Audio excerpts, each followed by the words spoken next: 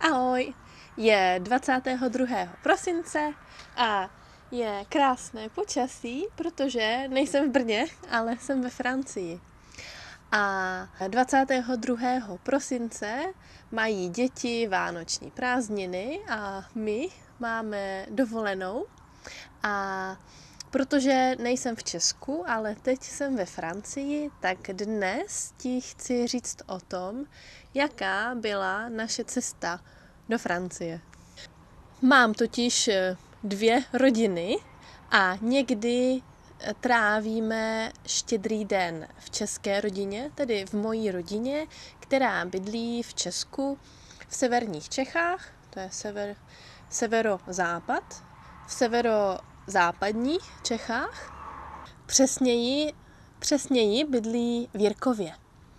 A druhá rodina, to je rodina mého partnera, která bydlí ve Francii, nebo přesněji v Bretani. A Bretaň je nejzápadnější část Francie. Je to region, který leží úplně na západě Francie. No a někdy jsme na Vánoce v mojí české rodině a někdy jsme na Vánoce ve francouzské rodině.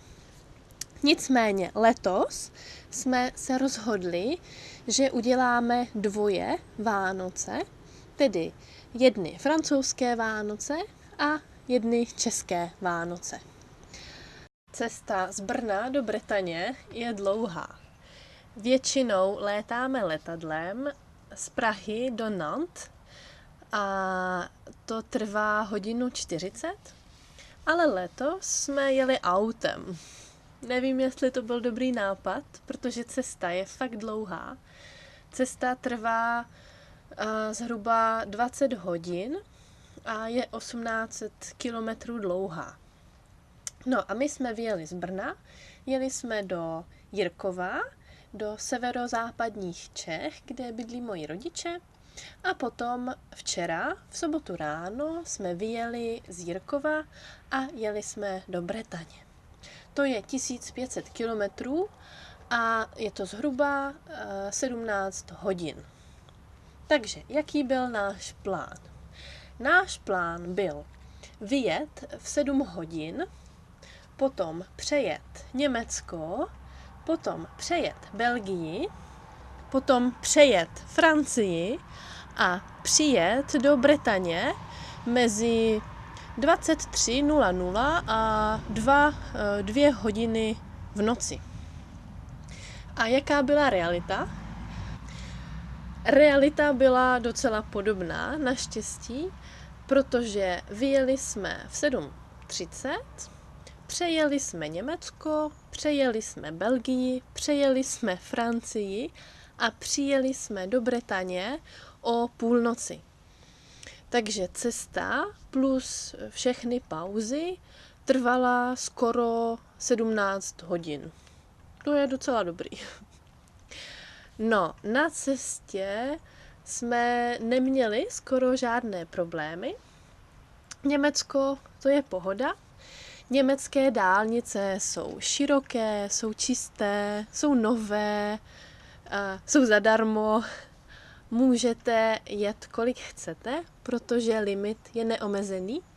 V Německu jsou dálnice rychlostně neomezené.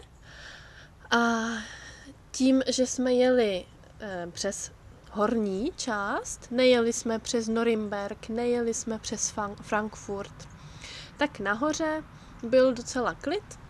Neměli jsme ani žádné zácpy, žádné štau, neměli jsme žádné problémy a bez problémů tedy jsme přejeli Německo. Dálnice v Belgii jsou osvětlené, to je hrozná sranda. Uprostřed jsou lampy, jsou světla a prý můžeme vidět belgické dálnice i z vesmíru. To je moc zajímavé, ale já nevím, proč mají Belgičani osvětlené dálnice. Jestli to víš, tak mi to můžeš napsat. No a třetí část byly francouzské dálnice, které jsou takové normální.